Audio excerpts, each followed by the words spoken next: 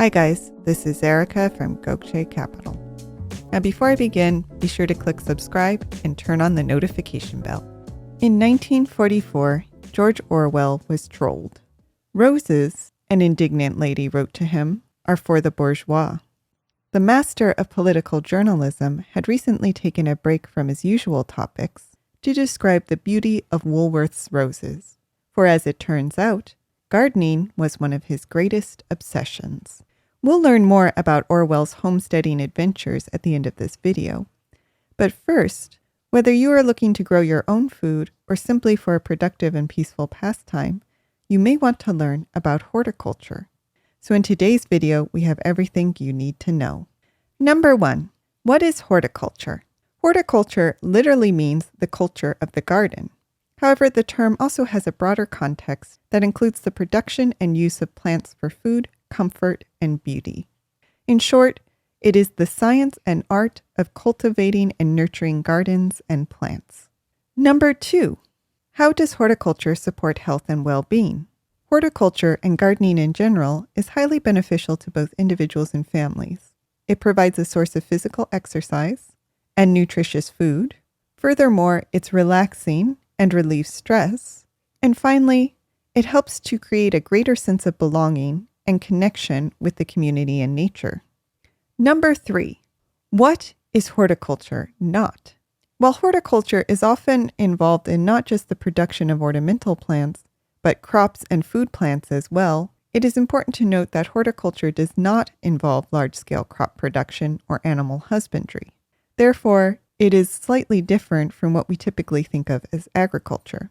Rather, horticulture emphasizes the use of small plots with a diverse mix of plants, both for consumption and for ornamental purposes.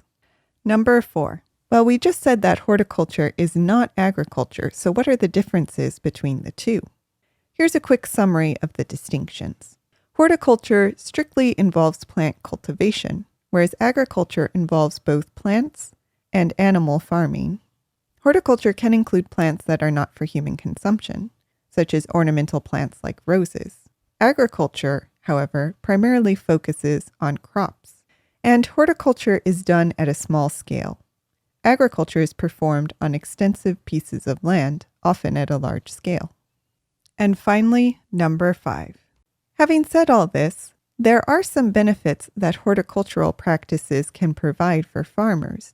Farmers who grow high-value crops like fruits, vegetables, or even flowers and herbs often earn more than those who grow only commodity crops. As a result, horticulture can be an engine for agricultural and economic diversification within a farm. This has the benefit of increasing profits, but also diversifying diets, as farmers can use horticulture to grow the food that they plan to eat at home. And with that, let's return to Orwell's garden. In the last years of his life, Orwell moved to the remote Scottish island of Jura, where he sheltered in an abandoned farmhouse at the end of a rambling single-track trail. The 2-story home was narrow, just 11 feet deep, and lacked both running water and electricity. Yet Orwell thrived, occupying himself with livestock, crops, fruit trees, a tractor, and a lot of flowers. During this time, the writer also produced his masterpiece, 1984, while simultaneously suffering mightily from tuberculosis. Long viewed as the dour prophet of doom, Orwell had a deep appreciation for cultivating the earth. His love for plants reflects something we don't always associate with Orwell: gratitude for daily beauty, curiosity about the workings of simple things, and more importantly, hope. Fellow writer Rebecca Solnit described Orwell's gardening as a bet on the future, one in which the roses and trees would bloom for years to come.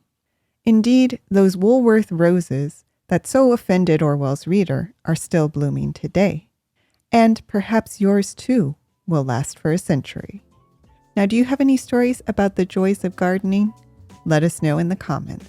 Did you like this video? You're going to love our Gokce Land Due Diligence program.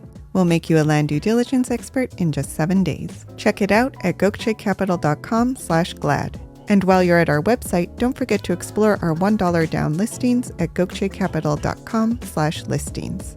Finally, don't hesitate to reach out. You can email, call, or text, and we will respond as soon as possible. So thank you for listening, and more to come.